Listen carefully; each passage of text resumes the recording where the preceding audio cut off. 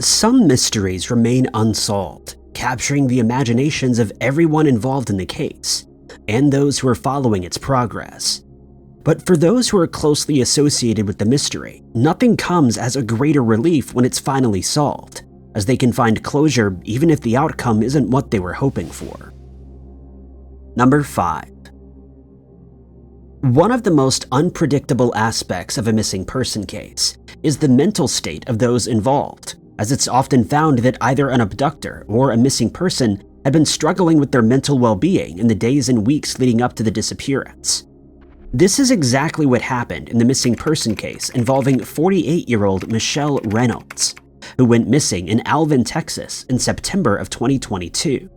And her family was concerned that her disappearance may have something to do with her mental state. Michelle, who was originally from Louisiana, moved to Texas in 1999, where she started a new role as a teacher. 3 years later, she met a fellow teacher by the name of Michael Reynolds, and the pair soon fell in love after they moved to Brazoria County to start a family, and they would go on to have 3 children. In September of 2022, Michelle had some free time on her hands since she was on leave from her teaching job, but her family had grown concerned over her mental state, which she'd been receiving treatment for over the previous 3 weeks. She had an appointment scheduled with a counselor on the 22nd of September, and after finishing her session, she drove home where her daughter saw her at around 9 a.m. She then left the house later that morning at around 12 o'clock, telling her daughter that she had to stop at the bank and that she was going to grab a bite to eat. But by the time her daughter arrived at home from school that day, Michelle still hadn't returned home, and her daughter decided to contact Michael to ask if he had heard from her, but he had no idea where she could be. He immediately called her cell phone, but only got her voicemail, and he knew something about the situation wasn't right. Michelle's family searched the areas that she usually frequented, but when they found no sign of her, Michael filed a missing person report with the Brazoria County Sheriff's Department. When investigators tracked Michelle's vehicle, they were surprised to learn that her geo-tracker was located in New Orleans, but this struck them as odd since she didn't mention to anyone in her family that she was planning a trip to that area. Officers from the New Orleans Police Department were dispatched to the area, but by the time they arrived, Michelle's car was no longer there.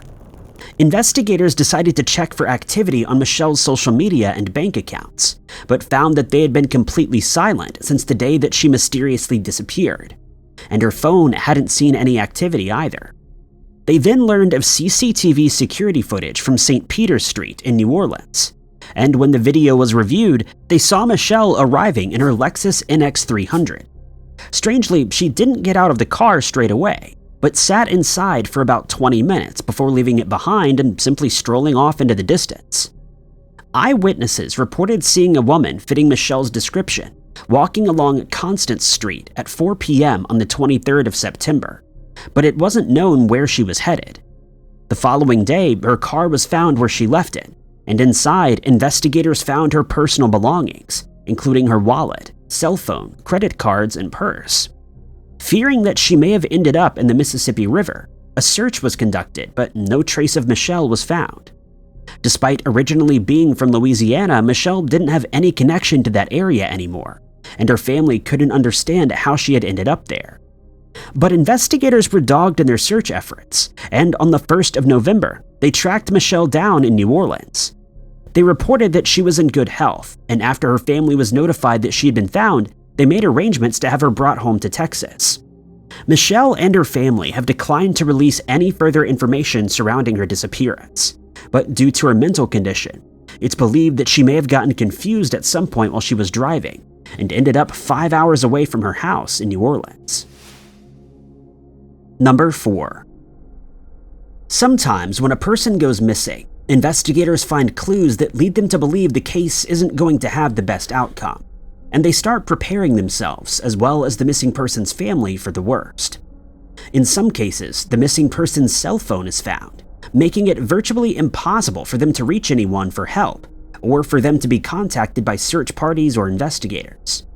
In other instances, they disappear while having small children at home, which is seen as a red flag, since very few people would simply willingly abandon their children. But in the missing person case involving 23-year-old Alicia Kenny, investigators found an item that she held very dear and was never seen without, which made them suspect that something untoward may have happened to her. In June of 2022, Alicia was living in Loveland, Ohio, where she shared a house with her grandparents. She was known to be very religious, and her friends and family were used to seeing her with her backpack on her back, which always had her Bible inside. She also had a love of the outdoors and could often be seen walking in one of the area's parks, since she didn't have her own means of transport. On the 11th of June, Alicia did just that as she left her grandparents' house, saying that she was going for a walk, and they noted that she had her backpack with her as always. She left the house at around 8 p.m., and when she didn't return as planned, her grandparents grew concerned as it was completely out of character. The following morning, they realized that she still hadn't come home, and they feared that she may have been the victim of foul play. Their fears only intensified when police officers arrived at the house with Alicia's backpack in hand. They were told that a UPS driver stumbled upon it and decided to inform authorities, and when he was questioned, he stated that Alicia was nowhere to be seen in the area at the time. Surprisingly, Alicia's cell phone and wallet were still in the backpack, but most alarmingly, her Bible was also found inside, since she never went anywhere without it. The case seemed to be heading towards a grim conclusion. Alicia's grandparents decided to open a missing person case, and the investigation into her mysterious disappearance began. First, investigators contacted all her friends, and they were told that Alicia had contacted several of them on the evening that she disappeared, asking for a ride. But none of them were able to help at the time, and there was no telling what may have happened to her after that. Investigators then received a report that Alicia had been seen walking along Loveland Madeira Road in Sims Township. But despite a search being conducted in the area, Alicia remained missing. In an effort to raise awareness of Alicia's disappearance, her grandparents and fellow churchgoers searched the local parks where she often went for walks, and distributed missing person flyers in hopes that someone either saw Alicia or knew where she was heading, and that they would come forward. They also appealed to members of the public to keep their eyes open for anyone fitting Alicia's description, as any lead that was received would be followed up on. But when no further leads were reported, the Ohio Bureau of Investigations was asked to aid in the investigation, and they collected a sample of Alicia's DNA.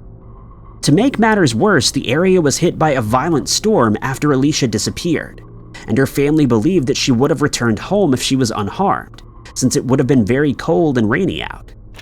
Her friends aided in the investigation by creating posts on social media, in which they asked anyone with information on Alicia's whereabouts to contact the police, but still she remained missing, and her family started to fear the worst. Despite no sign of Alicia being found and the strange circumstances surrounding her disappearance, investigators didn't believe that she had come to any harm, and they held out hope that she would be found alive. On the 15th of June, officers from the Loveland Police Department released a statement confirming that Alicia had been found unharmed and that she had been returned to her family's home. They added that when Alicia was found, she stated that she simply needed a few days to clear her head, and that she had no idea that she had been reported missing, or that her family and friends were searching for her. She didn't give any reason why she didn't contact anyone for the 4 days that she was missing, and her family decided not to release any further details on the case, but stated that they were thankful for everyone's efforts and that Alicia's disappearance had been solved. Number 3. At the time that 17-year-old Rudolf Flores mysteriously disappeared, the then 17-year-old was having a tough time dealing with certain events that had transpired in his life. Both his father and brother had passed away, his brother losing his life in a motorbike accident in 2001, and his father passing away in 2014. Since his brother was his best friend, the tragedy struck Rudolf hard, causing him to become quiet and reserved. In 2015, he was living with his mother, Jenny Santana, in Houston, Texas, where he enjoyed regularly taking his 2 dogs for walks around the area. On the 6th of March of that year, Rudolf once again set out with his 2 dogs, leaving his home at around 6 p.m. But this time he didn't return at the time that he usually did, and when his dogs returned to the house with their leashes missing, his mother started to worry. She knew that he needed specific medication since he suffered from PTSD and depression, further adding that he didn't enjoy being around strangers, making his sudden disappearance all the more worrying. After reporting Rudolf missing, his mother told investigators that he may have neglected to take his medication and that he may be disoriented as a result. A search was organized at the field where he usually walked his dogs, and when his asthma inhaler was found, the case seemed to be heading in the wrong direction. Despite these ominous signs, investigators stated that they didn't suspect foul play in the case, and were hopeful that Rudolf would either come home of his own accord or be found in the days to come. Every lead that came in was followed, but Rudolf remained missing, and soon the case grew cold, with days turning into weeks, then months, and eventually years.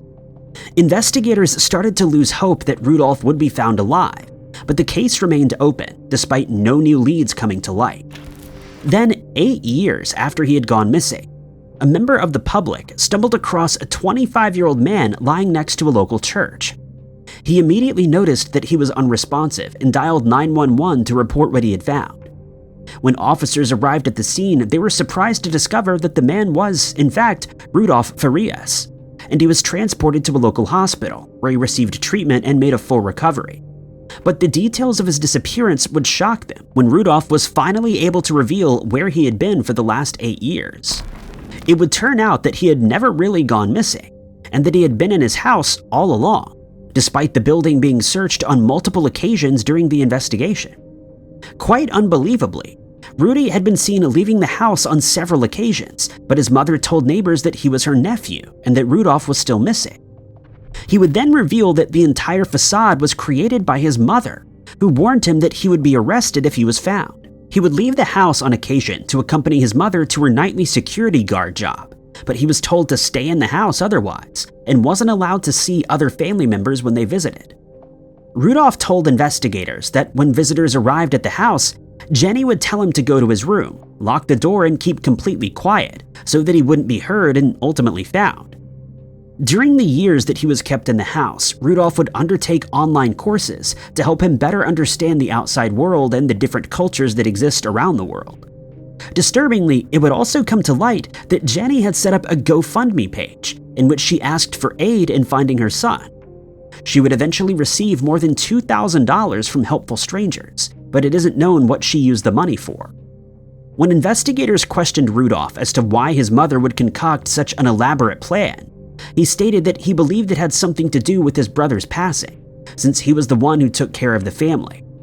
Surprisingly, no charges have been filed against Jenny, but the district attorney's office has stated that there is still a possibility that charges may be filed in the future. For now, though, Rudolf is looking forward to getting his first job and has stated that he's working towards buying his first car as well. Number 2. Being lost at sea must be a terrifying and harrowing experience, since there's no telling when or if help will ever arrive, and in many of these cases, missing people are never seen or heard from again. The longest that anyone has been lost at sea was in the case of 36-year-old Salvador Alvarenga, who disappeared after he went fishing in his boat off the coast of Mexico in November of 2012. While out on the open water, his boat sailed into a huge storm, and before he knew it, he had no idea where he was and couldn't make his way back to shore. To make matters worse, the boat had no sail and would be very hard to spot by rescuers. And as the boat started to fill with water, Alvarenga knew that he was in a desperate situation. But soon enough, the storm abated and he could see a mountain in the distance. He figured that he was about 2 hours from land, and his spirits lifted. But then the boat's engine gave out. He managed to radio his boss, who asked him for coordinates, but the boat's GPS system was no longer working, and he had no anchor to keep the boat in place. Search efforts were carried out in vain as Alvarenga drifted further out to sea, and soon he knew that he would not be rescued. For the next 14 months, he would struggle to survive in the open ocean, occasionally catching tuna to stave his hunger and resorting to drinking salt water. But miraculously, he washed up on the Marshall Islands, more than 6,000 miles from where he went fishing.